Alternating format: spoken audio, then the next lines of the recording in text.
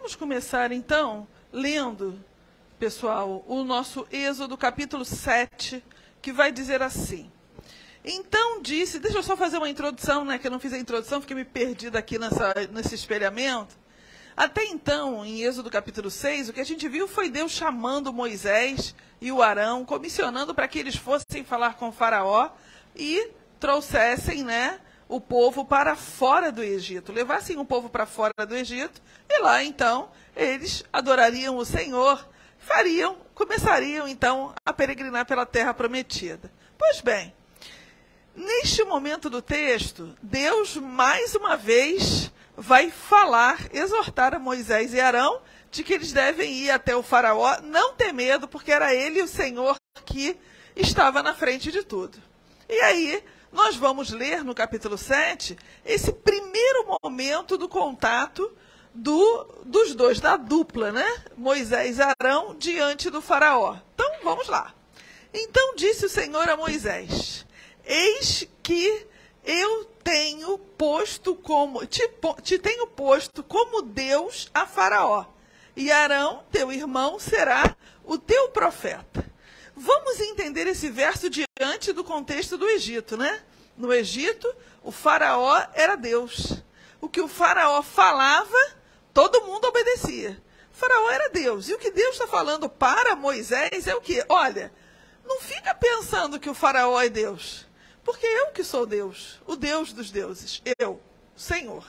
E eu é que estou te colocando como Deus em cima do faraó, acima do Egito. O Arão, ele é o teu profeta, né? Então, veja, o que Deus está falando para Moisés? Não vai com uma mente de que eu estou indo diante do Deus da terra do Egito. Não existe isso, né? É isso que Deus está falando para Moisés. Então, tenho te posto como Deus a faraó, e Arão, teu irmão, será o teu profeta. Tu falarás tudo o que eu te mandar. E Arão, teu irmão, falará a faraó, que deixe ir os filhos de Israel da sua terra. Então, o intuito desse encontro era começar a libertação, começar a tirar o povo do Egito, né? Eu, porém, endurecerei o coração do faraó e multiplicarei na terra do Egito os meus sinais e as minhas maravilhas. Deus já estava antecipando para Moisés, olha, você vai lá com o teu irmão, vocês vão falar para o faraó que vocês vão tirar o povo do Egito. Mas isso não vai acontecer. Isso não vai acontecer. Eu vou endurecer o coração do faraó. Por quê? Qual é o propósito disso? Pô, Deus estava sendo mal com Arão, com Moisés? Não.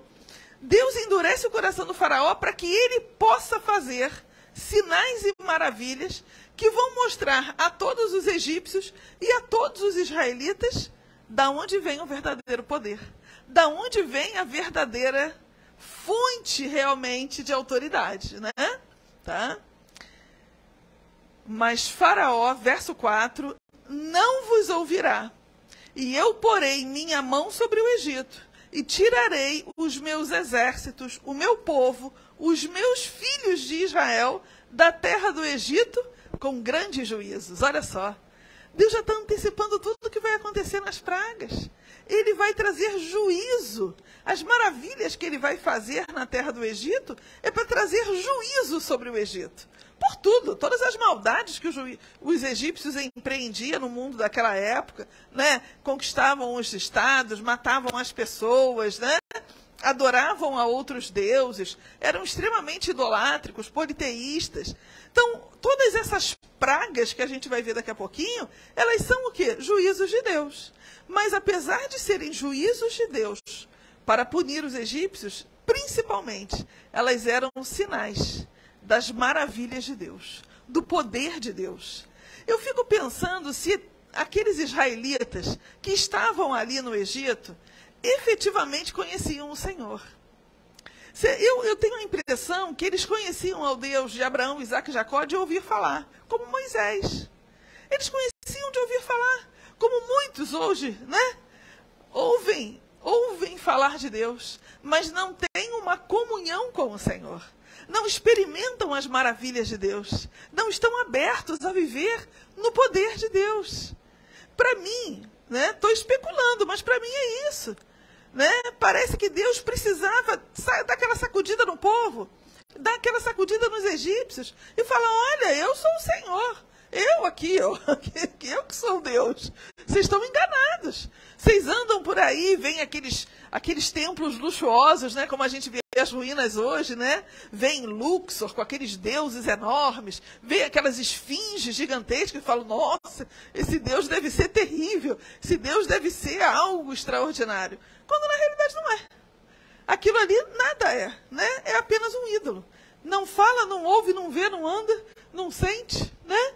Então o que Deus queria mostrar para o seu povo, antes mesmo de tirá-los de forma maravilhosa do Egito, em Êxodo capítulo 14, quando vai acontecer a abertura do mar, era que ele, o Senhor, ele ia começar a mostrar o seu poder.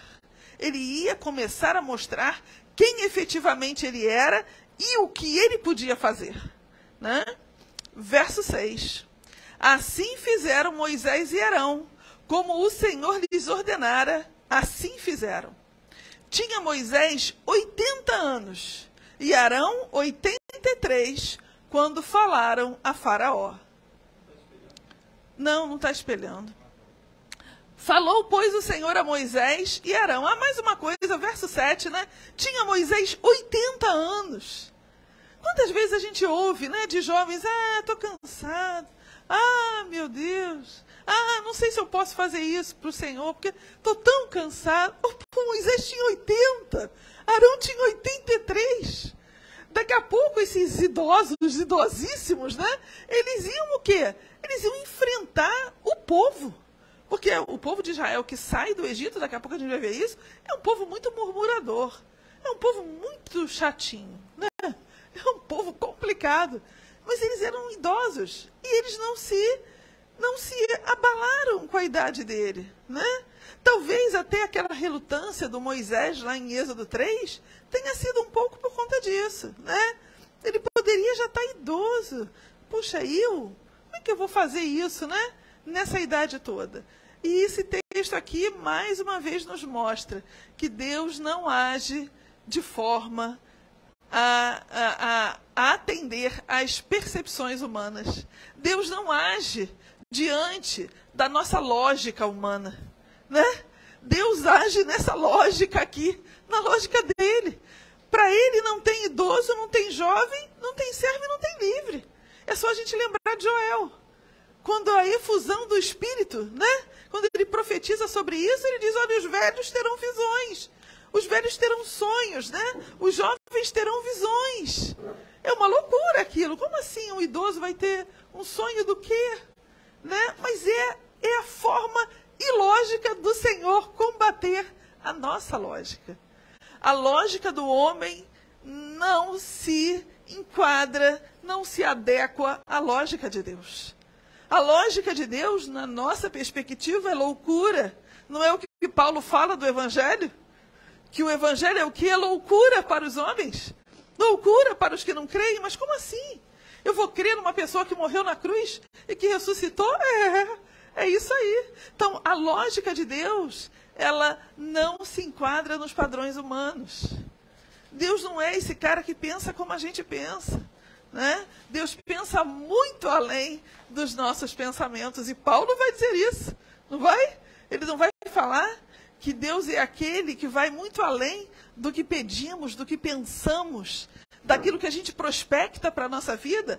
Deus é muito além de tudo isso, né? Verso 8, falou, pois, o Senhor a Moisés e a Arão.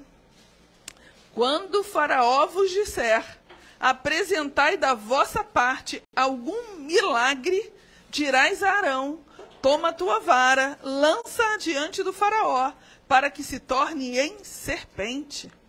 Então Moisés e Arão foram ter com o Faraó e fizeram assim como o Senhor ordenara. Arão lançou sua vara diante do Faraó e diante dos seus servos, e ela se tornou uma serpente. O Faraó também mandou vir os sábios e encantadores, e eles, os magos do Egito, também fizeram o mesmo com os seus encantamentos. pois cada um deles lançou a sua vara e elas se tornaram em serpentes. Mas a vara de Arão tragou a vara deles. Então veja, outros deuses podem até imitar os sinais e os milagres do Senhor. Mas os milagres do Senhor serão sempre superiores a esses sinais e a esses milagres. Tanto é que a cobra aqui, do Arão, comeu a cobra dos magos. Agora, a pergunta que não quer calar. Por que que Deus manda que Moisés e Arão, eles transformem, né, a vara em serpente? Por que serpente? Por que não poderia ser, sei lá, um crocodilo do Nilo, né? Por quê? Foi uma serpente. Porque quando a gente lê isso, a gente pensa, puxa, serpente? Mas bem a serpente que tentou a Eva lá no Jardim do Éden, que negócio é esse? Por que serpente? Vocês saberiam me dizer por que foi serpente? É, o formato, mas acho que não tem muito a ver com isso. E aí? É isso aí. A serpente, ela era o símbolo da realeza e do poder no Antigo Egito, né? Se a gente lembrar daquelas máscaras que os faraós usavam, eram sempre com ou uma serpente ou duas serpentes, né? Porque era muito poder. O Egito geralmente era dividido em Baixo Egito e Alto Egito. Então, quando o rei era um rei só de uma parte do Egito, era uma cobrinha. Quando era de duas partes, do alto e do baixo, eram duas cobrinhas. Isso é muito interessante. A serpente no Egito, ela realmente tinha um símbolo da realeza, do poder dessa realeza, mas ela também simbolizava a imortalidade. Por quê? Porque eles achavam, né, que como a serpente, ela trocava de pele, ela se renovava. Então a vida dela nunca acabava. Então, olha, renovou, trocou de pele. Elas também achavam que a serpente, ela era o símbolo da sabedoria. Porque a serpente não tem pálpebras, né? Ela não pisca os olhos. Então, ela ficava olhando fixa. E aí, eles tinham a impressão de que a serpente estava filmando tudo, né? Estava ali absorvendo todos os saberes, já que ela era amor, ela era eterna, né? Então, a serpente, ela era esse símbolo, é realeza, é poder, é essa questão da sabedoria e da eternidade. Então, veja só, né, da vida eterna. Olha o primeiro símbolo que Deus faz, né? Os magos tentaram imitaram. Só que a cobra deles, o poder deles, foi muito fraquinho, foi muito limitado, né? Deus mesmo ceifou a vida eterna daquelas cobras, né? Verso 13. Endureceu-se, porém, o coração de Faraó, e ele, não os ouviu, como o Senhor tinha dito. E isso aqui é um alerta para nós, porque o Faraó, ele vai, na hora que vem a gente vai começar a estudar as pragas, a gente vai ver que o Faraó, ele mesmo, vendo toda aquela desgraceira que estava acontecendo no Egito, o coração dele continua duro. O coração dele continua, né, aqui vai dizer Razek, continua endurecido, continua forte, continua empedernido, continua como uma pedra. Era um coração que não tinha nenhum tipo de quebrantamento, né? Só que vai chegar uma determinada praga, a última, quando efetivamente, né, os primogênitos do Egito morrerem, né, o faraó vai se ver vencido, né? Ele vai se ver muito abalado. Mas veja como que o faraó, ele tem esse coração duro, esse coração empedernido. Ele vê Moisés e Arão ali fazendo aquele milagre de transformar a vara em cobra. Há um segundo milagre, que é a vara do Arão, né, as cobras, né, do Arão, comerem as cobras dos magos, e mesmo assim, Deus estava falando, olha, não adianta vocês quererem imitar. O meu sinal será sempre mais poderoso, será sempre mais forte, será sempre mais ousado do que o sinal que vocês pensam produzir. E isso isso precisa ficar muito claro na nossa mente. Porque vamos ver 10 pragas que vão ter a mesma resposta do faraó, né? O faraó, ele é muito empedernido mesmo, o coração dele é muito duro, né? Mas o o Senhor, ele não vai desistir. Isso é uma coisa muito bonita, né? Porque Deus, ele vê que o coração do faraó é duro, mas ele fala, tá tudo bem. Eu acho que também ensinando o Arão e a Moisés, olha, o coração do faraó é duro, mas é assim mesmo, o coração dos homens são assim. Moisés e Arão daqui a pouco vão enfrentar 40 anos de deserto com um povo que também terá o coração extremamente duro. Não só duro, como incrédulo, né? Um coração que é murmurador, um coração que é ingrato, sobretudo. Imagina, né? A gente vai chegar em Êxodo 15, e essa parte de Êxodo 15 a 18 eu gosto demais, porque ela mostra o homem na sua real face. Vê o milagre do Senhor, mas no momento seguinte está murmurando. No momento seguinte está reclamando. No momento seguinte está se voltando contra o Senhor. Né? Então, essa é a natureza humana. Por mais que Deus faça, por mais que o homem contemple a glória de Deus nessas maravilhas que ele faz, nós, não sei, parece que não nos saciamos. Parece que não estamos com o nosso coração tranquilo diante do Senhor. Né? Então, esse início aqui eu digo que isso aqui é o preâmbulo das pragas, né? É o preâmbulo das pragas. Mostra para nós coisas muito importantes. Que Deus, ele não funciona na lógica humana. E as pragas vão mostrar isso. Deus está acima de todos os deuses. E Deus é aquele que, mesmo que alguém tente imitar o seu poder, jamais se igualará ao poder dele. Né? Porque os magos foram desmascarados. Imagina, Moisés e Arão jogam a vara, transformam em cobra.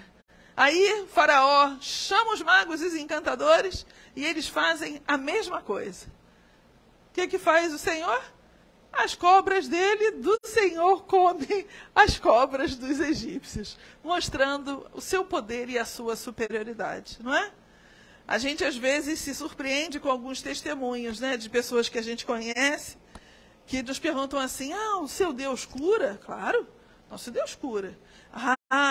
Lá no lugar que eu frequento, que eu pratico a minha religião, também. Nós fazemos lá passes, imantações, e a pessoa sai curada. Mas a cura é rápida e temporária. Né? A cura é rápida e temporária. Porque nada se compara ao poder do Senhor, nada se compara à maravilha que Deus faz. Aquilo que Deus faz é eterno. Aquilo que Deus faz é verdadeiramente impactante. O resto é o resto. Amém? Amém. Perguntas? Essa ideia de você falou disso, eu acho interessante, às vezes eu fazendo minhas leituras contemplativas, né? Aí vem aqueles insights, você fala, quando aquela mulher Raabe fala assim, por que o seu Deus, olha o que Deus falou lá, em Faraó eu falei meu nome. Sim. Lá em Jericó. É isso mesmo. Sim, naquela época da conquista da terra, o Egito, ele era a potência que dominava a Palestina. A gente tem uma descoberta das cartas de Tel Amarna, e nessas cartas mostram exatamente isso. Que na época em que Josué estava começando a conquistar a Palestina, o Senhor, né? O Egito estava conquistando ali, estava ali, sabe, dominando. Então, era natural a Raabe saber. Por quê? Porque Deus fazia o milagre de fazer com que o seu povo avançasse para dentro da terra. E aquelas pessoas que moravam ali estavam influenciadas pelo Egito. Estavam dominadas, as cidades-estados dominadas, né? Então, era bem natural mesmo que, na época da conquista, a Raabe, por exemplo, que é uma figura bem controversa na Bíblia hebraica, a gente geralmente pensa na Raabe como uma prostituta. Mas, na realidade, a gente vai olhando o livro e entendendo um pouco da cultura cananeia, sabendo que a Raabe, provavelmente, ela era dona da casa de prostituição. Por isso que o rei de Jericó a conhecia pelo nome. Porque ela era dona do estabelecimento, vamos dizer assim, né? Amém, pessoal. Amém. Vamos orar, então. Vamos encerrar nossa RBD, né? Senhor Deus, amado Pai, Pai, muito obrigado, Senhor, por este momento, por este breve momento de meditação na Tua Palavra, mas eu creio, Senhor, com ensinamento para as nossas vidas. E o maior deles, de que Tu és o Deus dos deuses, o Senhor dos senhores, e não há o que seja que esteja acima de Ti. Muito obrigado, Senhor, porque a Tua Palavra, Senhor, ela nos confirma a cada momento o Teu poder, a Tua grandeza, Senhor, e o Teu status, Senhor, no mundo espiritual. Muito obrigado por tudo. Se conosco agora no culto, nos abençoa, Senhor, poderosamente, Senhor, para que a gente saia daqui alimentado por Ti, realmente ministrado pelo Teu Espírito Santo. Obrigado, em nome de Jesus. Amém e amém. Amém.